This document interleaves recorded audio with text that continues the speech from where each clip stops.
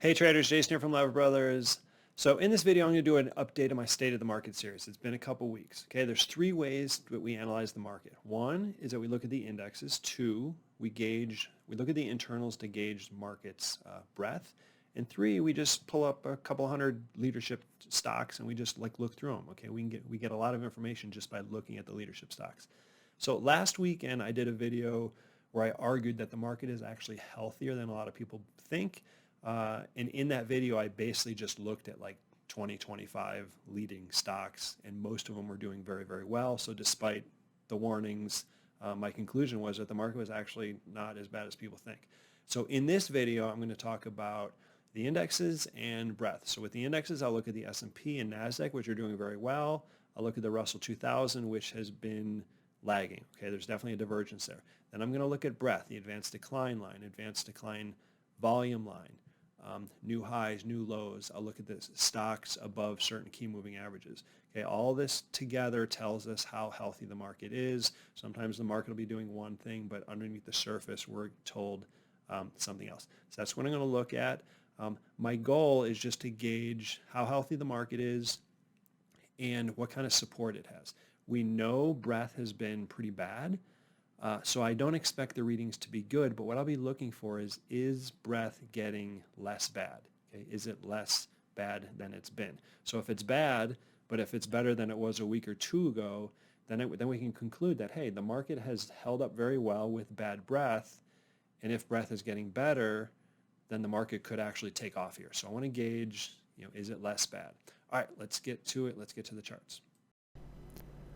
All right, so here is the S&P monthly. I back it up about 10 years, okay? So note the sequence of moves here. So we got it trends up, presses against its upper Bollinger Band, does a double test on the lower band, and then trends up, presses against the lower Bollinger Band, or the upper Bollinger Band, dips, touches again, tests the lower Bollinger Band, rides the upper band up, test the lower Bollinger Band. That was a big test, an intense test when the virus first broke out, and now we've been trending up, pressing against the Bollinger Band for many months in a row. Okay, so a couple things I want to note here. Number one is this can't last forever. This constantly pressing against the Bollinger Band. Eventually, we're going to need to test the center band. Okay, so this rally lasted quite a while and then tested the lower band. This rally lasted, 2 years, had a little hiccup here, and then tested the lower band. We're going to get a test at some point in time. Okay, it's only a matter of time. When it comes to trading, fully take advantage of the opportunities you have. Make as much money as you possibly can, because this can't last forever. Okay, if I look in, right here, we have how many? 7 months in a row, 9 out of the last 10, and then prior to that there was another 5 out of 7 months. So we're up like something like 20 out of 23 months. Okay, great run. It can't last.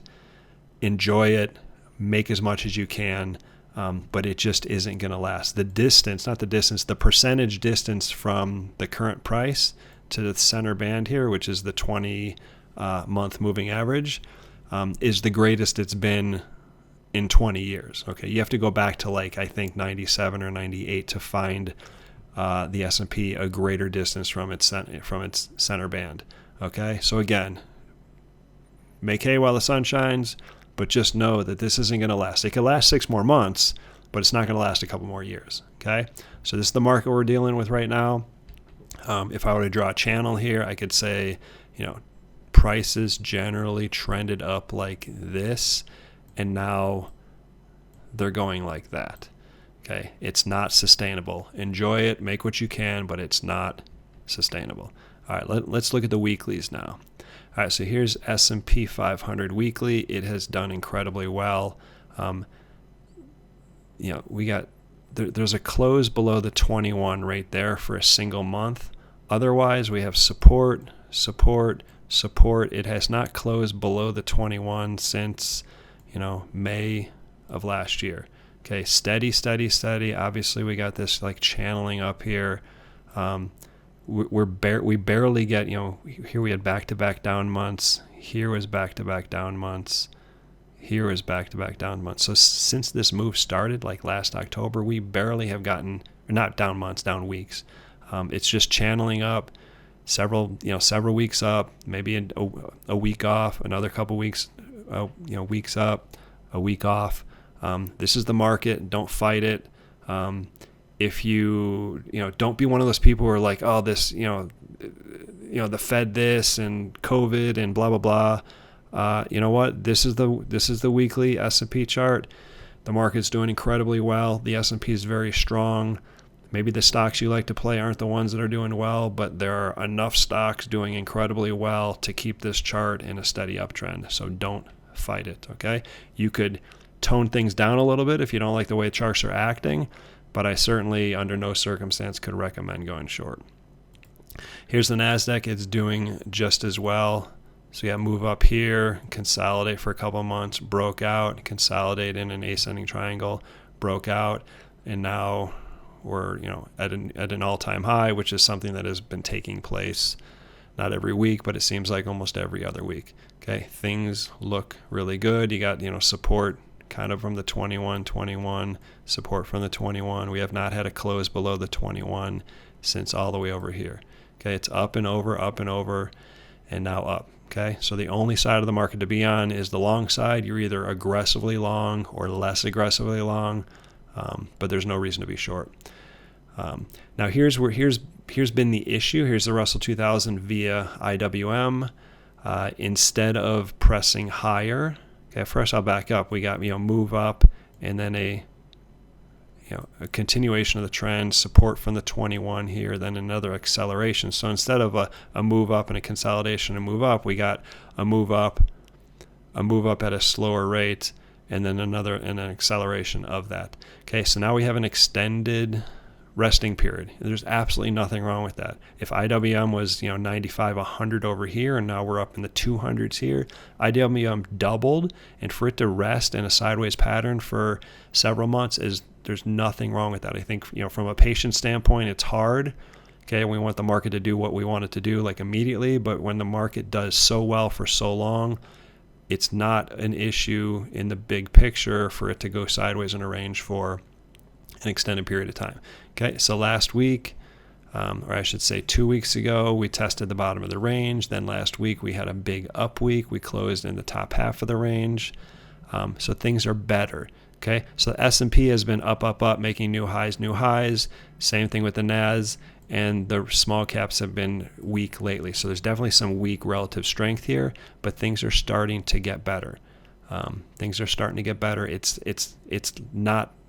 It's not screaming bullish, but it's certainly not bearish. To rest in a sideways pattern for several months is not bearish. All right, let's look at some indicators here. All right, so here's the S&P 500 up top, and what we have in the middle is the 10-day moving average of the NYSE AD line. Okay, divergences tend to lead to pullbacks. Okay, so we got higher high from the market, lower high from the indicator, and we got weakness there.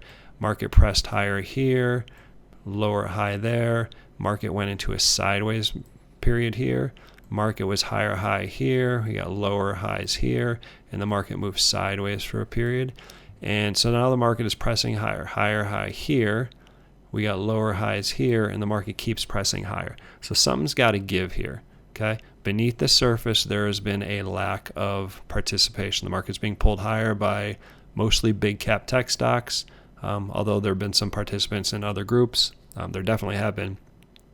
But beneath the surface, there's been a lack of participation. Everyone knows this. It's well advertised out there. So what I'm looking for is not necessarily, like I already know the indicators are going to be weak. I already know breadth is going to be weak. What I'm looking for is I want them to be less weak and therefore indicative of like improvement taking place. Okay, so overall, going back a couple months, we have the cumulative line has just been flat. So it has been bad. It's just been flat, equal number of advancers and decliners over the last couple months compared to the S&P, which is pushing up. That's obviously a divergence.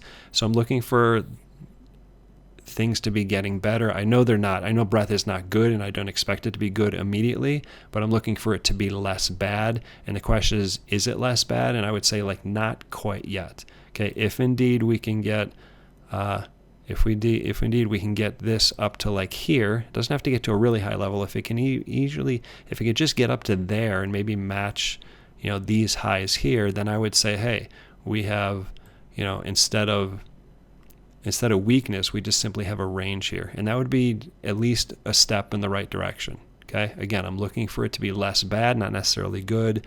It has potential from the current level. Let's see what happens.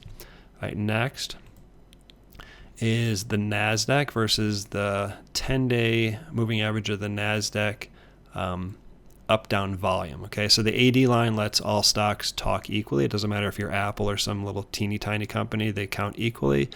With the up-down volume, the higher volume stocks get more influence. Okay, it's not a perfect indicator because you have expensive stocks like Amazon that don't trade as much volume as some cheaper stocks, but it's still pretty good. So divergences tend to work here too. Higher high here, lower high here, and the market, goes through a resting period. Higher high here, lower high here, and the market, drops, moves sideways for about, it took about 6 weeks to get back to the high. Okay, so what we have here is we have the market is pressing higher, higher highs, higher lows, going back, and the up-down volume has been basically flat, rolling around in a range with a lot more prints above zero than below zero. So I would say we have some improvement here. Okay. Again, I'm not expecting good numbers, because if they were good, we wouldn't have all these divergences. I'm just simply looking for them to be less bad, and I would consider the current situation to be less bad. Okay, the current print here is nearly at a 2-month high. And as I said, this is trading in a range, and most of the prints are above zero. So over the last 2 months, despite the divergences forming, we have most prints above zero, and we're literally like 1 or 2 good days away from a 2-month high. So that's pretty good. And then the cumulative line continues to trend up. So not bad. Okay, Nasdaq is pretty well supported.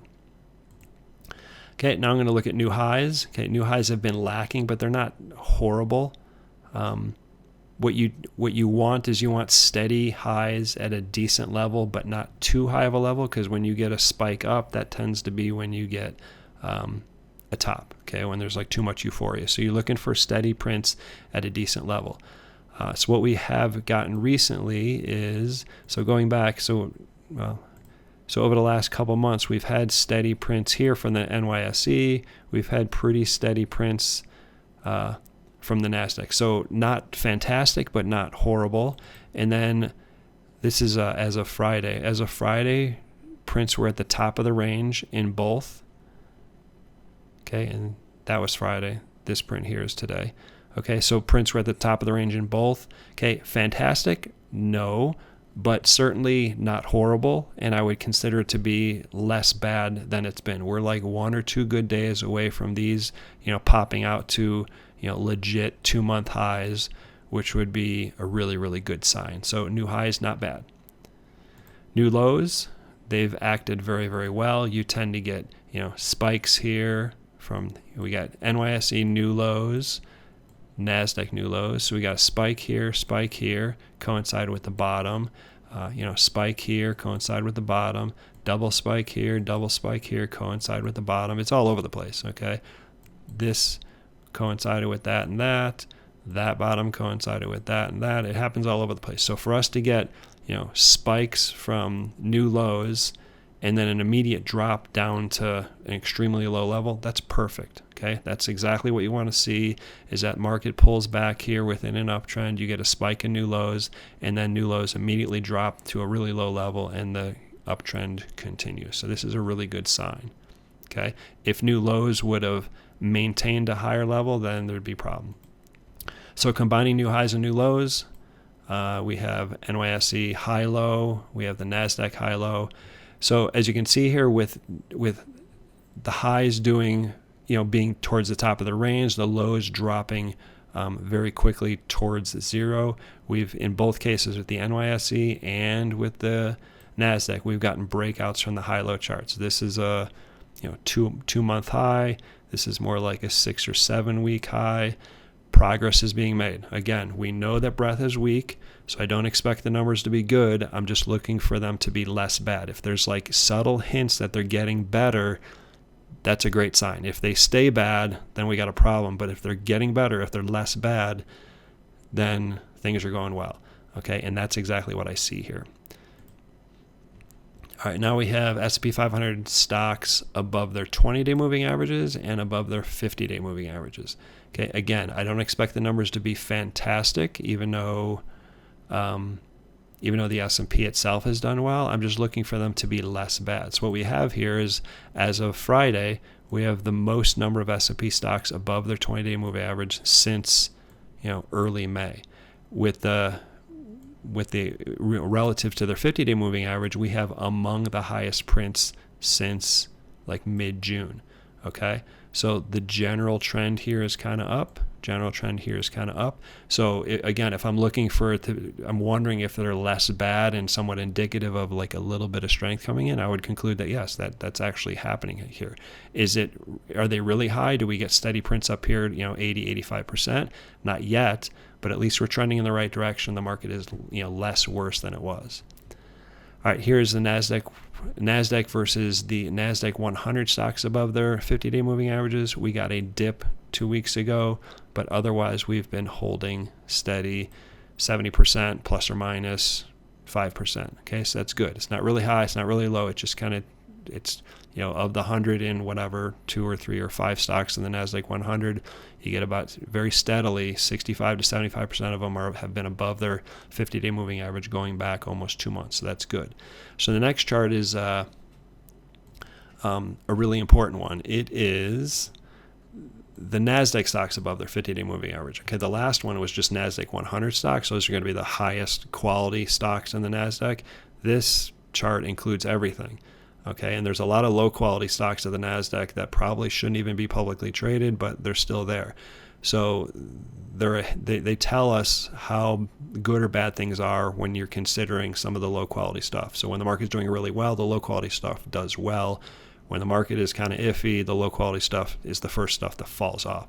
So what I see here, as of Friday, I see a print here that's at a 1-month high. It's not great, okay? It's still below 50%, but when you see we got a double bottom here and then a breakout here and then the highest level in 1 month, if I'm wondering if things are at least getting better, I don't expect them to be great.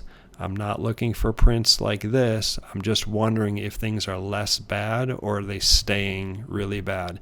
And in this case, I could definitely say they are less bad. A couple weeks ago, 2 weeks ago, we had 22, 23, 24% of Nasdaq stocks above their 50s. Now we have nearly 50%. Okay, and this doesn't include today. The market's doing pretty well today, so this is probably going to jump above 50% today.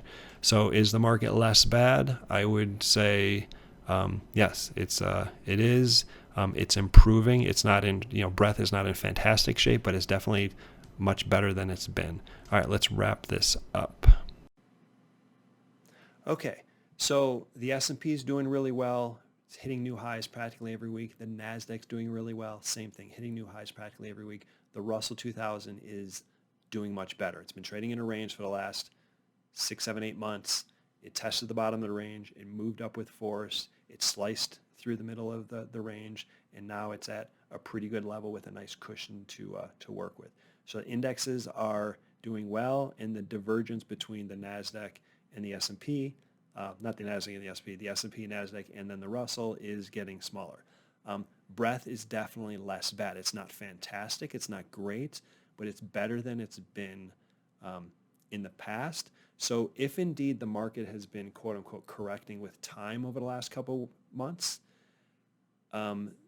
things are starting to get better, and it's entirely possible that we have to warm up to the possibility that we have a fall rally that's in the beginning stages. Okay, it doesn't make a whole lot of sense because this tends to be the weakest time of the year. September is the weakest time, but if you look at how the indexes are acting, how breadth is improving, we have to be open-minded towards the possibility that we're at the beginning stages of a rally at exactly the time of year that nobody expects it. Okay? Hope you got something out of this. If you did, give it a like. It helps us, helps keep me motivated to keep doing them. Good luck, and I'll see you next time.